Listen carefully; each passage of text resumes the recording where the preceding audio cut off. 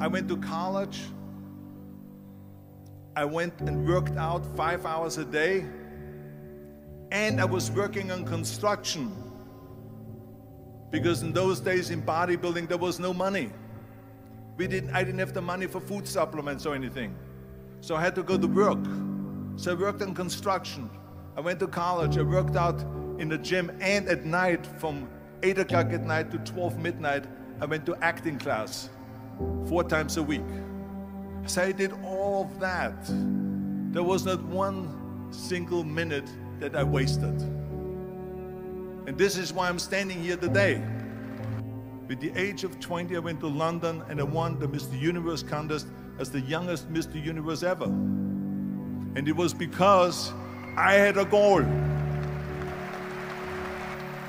You see, if you don't have a vision of where you go, and if you don't have a goal where you go, you drift around and you never end up anywhere. 74% hate their job in America. The majority of people don't like what they're doing because they're really not doing it because they didn't have a goal and they followed this goal. They just aimlessly drift around, and then all of a sudden there's a job opening, so they get that job because you have to work.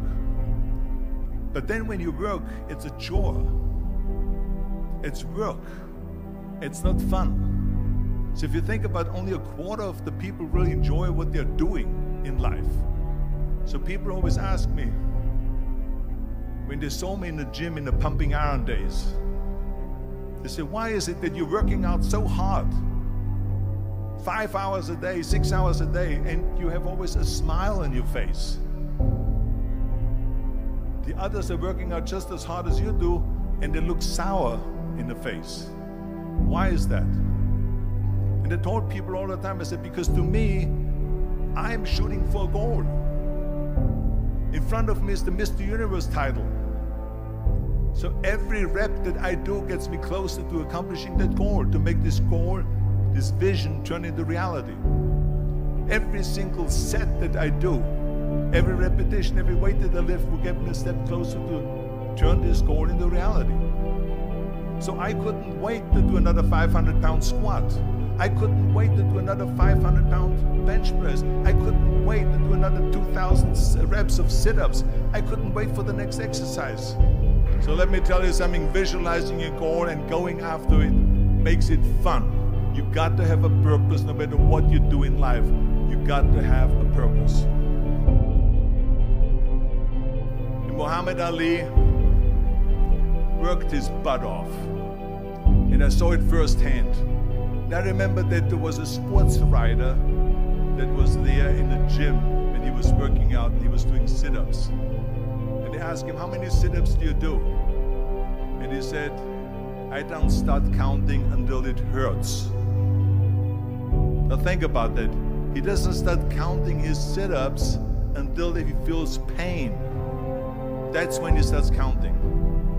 That is working hard. And so you can't get around the hard work. It doesn't matter who it is. Work your ass off. There is no magic pill. There is no magic out there. You cannot get around. You have to work and work and work.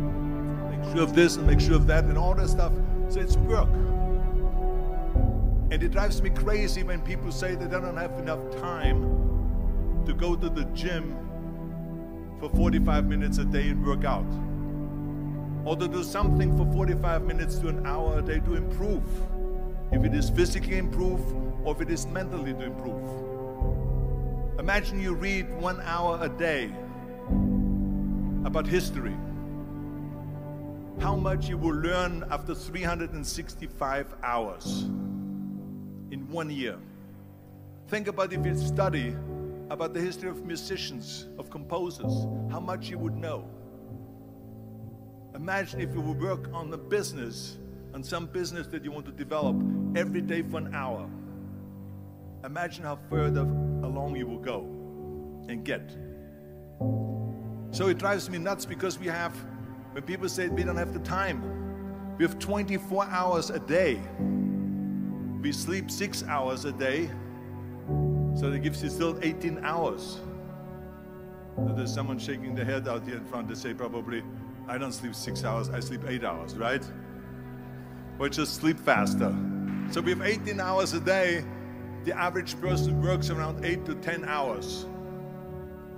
So let's assume it's 10 hours, so we have 8 hours left. Then you travel around an hour a day, maybe 2 hours a day. So now you have still 6 hours left. So what do you do with these 6 hours?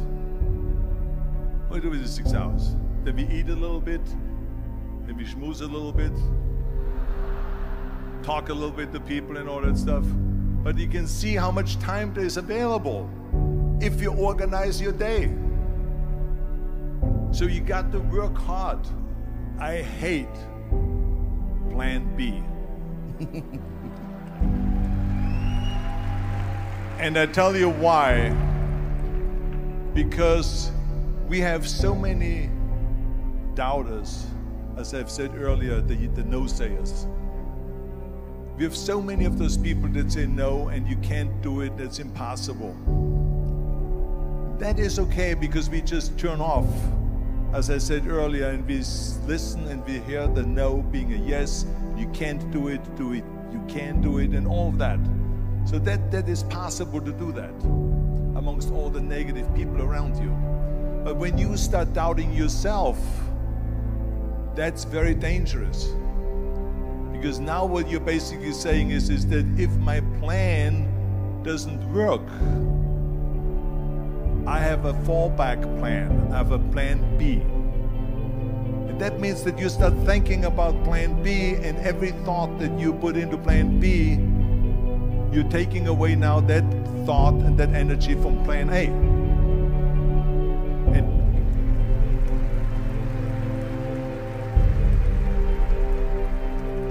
And it's very important to understand that we function better if there is no safety net, because plan B becomes a safety net. It says that if I fail, then I fall and I get picked up and I have something else there that will protect me. And that's not good, because people perform better when there's no safety net. People perform better in sports and everything else if you don't have a plan B.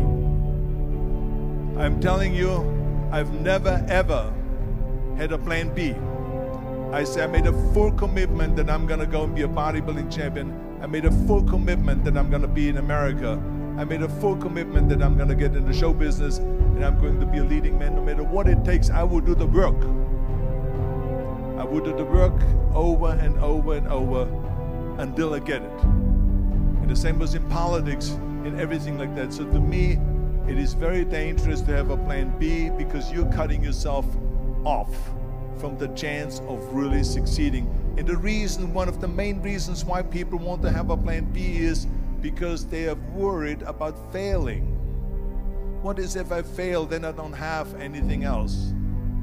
Well, let me tell you something, don't be afraid of failing, because there's nothing wrong with failing. You have to fail in order to climb that ladder. There's no one that doesn't fail. Michael Jordan said in one of his interviews, when they said, "You're unbelievable, you're the greatest basketball player of all times." I mean, tell me about that. And he says, well, you're just mentioning the successes. But he says, for me to become the greatest basketball player, I missed 9,000 shots when I was playing basketball at the NBA games. So during these games that he was so successful, he missed 9,000 shots. Does it make him a failure? No. He's one of the greatest basketball players of all times, but he failed 9,000 times. Do you get it? We all fail. It's okay.